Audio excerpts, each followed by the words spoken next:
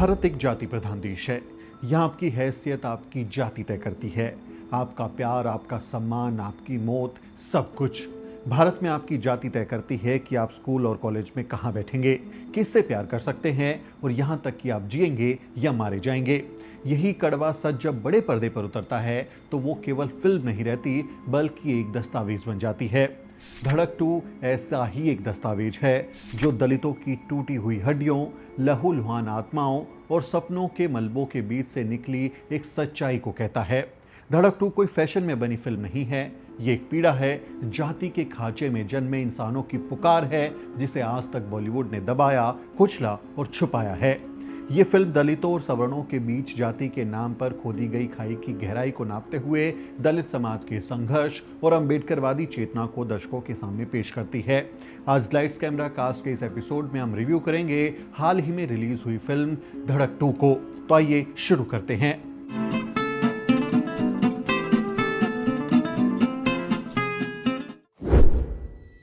धड़क 2 एक प्रेम कहानी नहीं बल्कि दलित प्रतिरोध की गूंज है। धड़क 2 की कहानी एक दलित लड़के और एक ब्राह्मण लड़की के प्यार के इर्द गिर्द घूमती है। ये मूवी साउथ के डायरेक्टर मारी सेल्वराज की तमिल फिल्म पेरियुरम पेरुमल का हिंदी में रीमेक है। साउथ इंडियन और अम्बेडकराइट फिल्म मेकर होने के कारण वो स्टाइल भी आपको इस हिंदी रीमेक में देखने को मिलेगा, साफ साफ उसका असर दिखता है। धड़क 2 की कहानी एक दलित लड़के नीलेश अहिरवार यानी सिद्धांत चतुर्वेदी और ब्राह्मण लड़की विधि भारद्वाज यानी तृप्ति ढीमरी के बीच के प्यार से शुरू होती है। लेकिन ये इश्क वाला लव नहीं है, ये वो मोहब्बत है जिसे हर मोड़ पर जलील किया जाता है, लांछित किया जाता है क्योंकि एक दलित लड़के ने कथित ऊंची जात की लड़की से प्यार करने की हिम्मत की है। नीलेश का प्रेम अपराध बन जाता है, उसका स्पर्श अपवित्र हो जाता है और उसकी भावनाएं गैर कानूनी हो जाती हैं। फिल्म आपको बताती है कि दलितों के लिए प्रेम करना किसी धार्मिक किताब के एक पन्ना फाड़ देने जैसा खतरनाक कदम है जिसे समाज कभी माफ नहीं करता। फिल्म में अम्बेडकरवादी चेतना की झलक है। धड़क 2 की खूबसूरती इस बात में है कि ये फिल्म सिर्फ जाति को नहीं दिखाती बल्कि उसका प्रतिरोध भी दिखाती है। शुरुआत से ही बाबा साहिब डॉक्टर अम्बेडकर, माता सावित्रीबाई फुले, महात्मा ज्योतिबा फुले जैसे महानायकों की तस्वीरें फिल्म में दिखाई देती हैं, लेकिन ये सिर्फ सजावट नहीं दिखती बल्कि उसका दिशा निर्देशक बन जाती हैं। फिल्म की वो आत्मा बन जाते हैं, चाहे नीला झंडा हो, जय भीम के नारे हों या गले में पड़े नीले गमछे।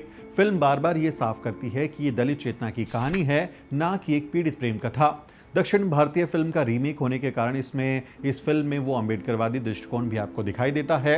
इस फिल्म में अम्बेडकरवादी प्रतीकों का खूब अच्छा इस्तेमाल किया गया है। आपको पहले सीन से ही आपको जय भीम, तथागत गौतम बुद्ध की मूर्तियां, बाबा साहब डॉक्टर अम्बेडकर की तस्वीरें वो आपको दिखाई दे जाती हैं और जैसे जैसे फिल्म आगे बढ़ती है तो वो प्रतीक और ज़्यादा पावरफुल होकर आपको वहाँ पर दिखाई देते हैं। हालांकि पहले किसी बॉलीवुड फिल्म में ऐसा नहीं किया, इसलिए धड़क 2 इस मामले में एक नज़ीर साबित होती है। ब्राह्मणवादी पितर सत्ता की परतें उधेड़ती फिल्म। ये फिल्म बताती है कि कैसे सवर्ण महिलाएं भी पितर सत्ता और जातिवाद का बोझ अपने सिर पर ढोती हैं। फिल्म एक दमदार दृश्य है। जब विधि अपने चचेरे भाई की जातिवादी हरकतों की शिकायत अपनी बहन से करती है तो जवाब में उसकी बहन ही उसे दोषी ठहरा देती है और वह कहती है कि तुम्हें ज्यादा आजादी मिल गई इसलिए तुम बिगड़ गई हो।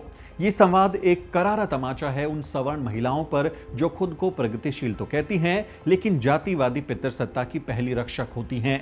एक और दृश्य है जब एक सवर्ण लड़की को प्रेम करने की सजा उसके ही भाई द्वारा मार कर दी जाती है तो उसका पूरा परिवार उस हत्या को आत्महत्या दिखाने की कोशिश करता है, नाटक करता है।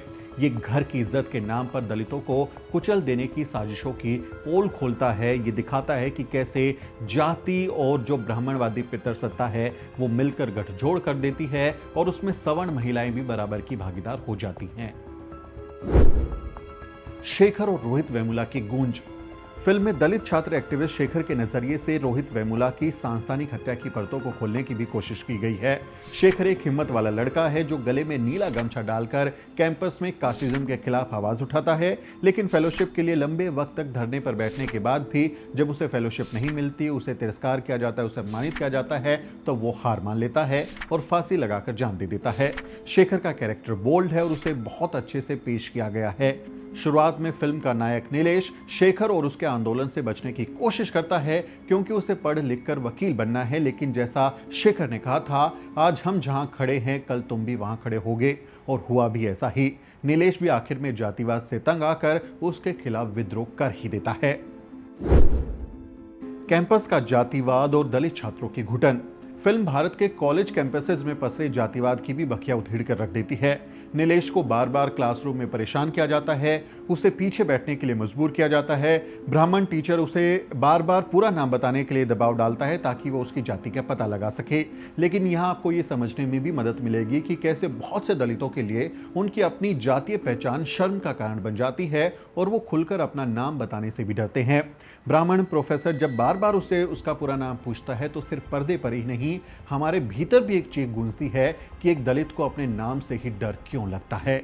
डायरेक्टर साजिया इकबाल ने बहुत ही संजीदगी से ऐसे पहलुओं को दिखाने की कोशिश की है। फिल्म दिखाती है कि भारत के कॉलेज जातिवाद से मुक्त नहीं है, वे जातिवादी व्यवस्था के रिफाइंड जेल हैं। ये सिर्फ फिल्म नहीं, हमारी ही क्लासरूम की हकीकत है। ये फिल्म ये भी बताती है कि जातिवाद और जाति के नाम पर नफरत हिंसा सिर्फ गांव में नहीं बल्कि बड़े बड़े शहरों में भी होती है। प्रिंसिपल हैदर अंसारी का किरदार प्रभावी है।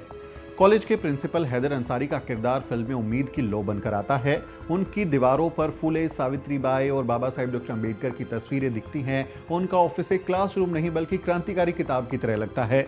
वो मानते हैं कि दलित वंचित छात्रों को आंदोलन से नहीं बल्कि शिक्षा से अपना जीवन बदलना चाहिए। वो नीलेश को आंदोलन करने की जगह पढ़ने की सलाह देते हैं, लेकिन जब पानी सिर के ऊपर चला जाता है तो वो नीलेश को सलाह देते हैं कि जब मरने और लड़ने में से एक को चुनना हो तो लड़ना चुनना।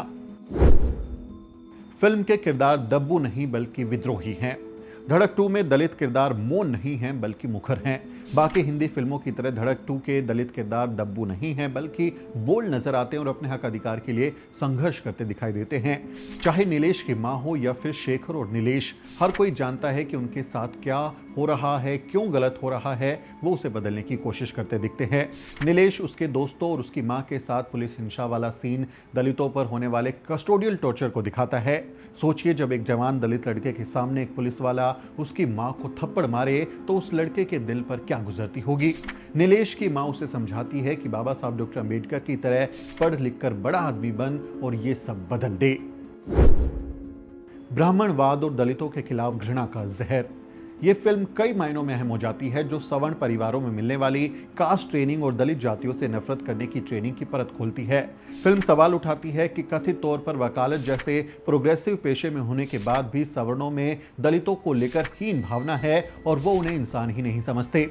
एक सवर्ण आदमी तो बिना पैसे लिए दलित लड़कों को सिर्फ इसलिए मारता रहता है क्योंकि उनकी गर्लफ्रेंड सवर्ण समाज से है।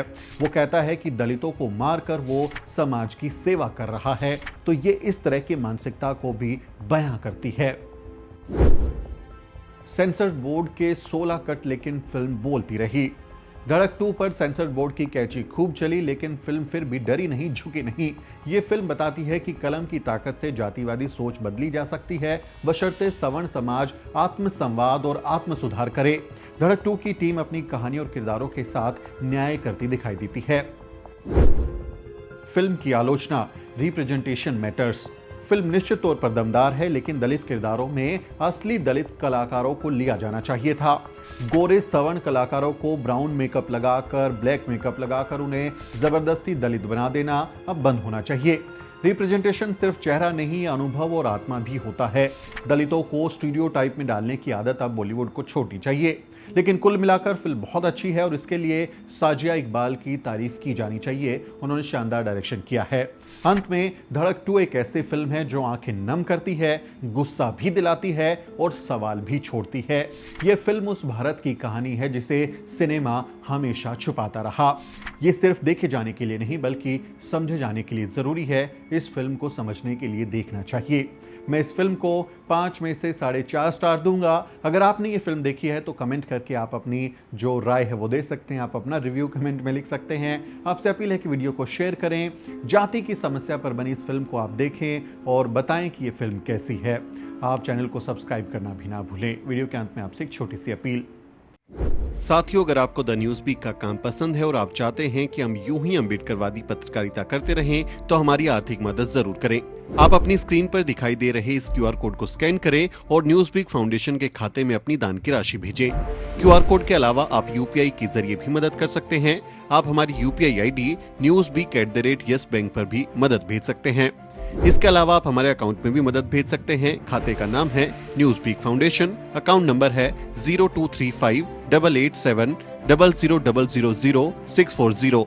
IFSC कोड है YESB 0000235। बैंक का नाम यस बैंक है और ब्रांच है नेहरू पैलेस दिल्ली। आप डोनेशन के एवज में इनकम टैक्स में भी छूट पा सकते हैं। डोनेशन की रसीद पाने के लिए ट्रांजैक्शन का स्क्रीनशॉट हमें भेजें। टाइप करें डोनेशन स्पेस आपका नाम और हमें 8595794224 पर व्हाट्सएप करें।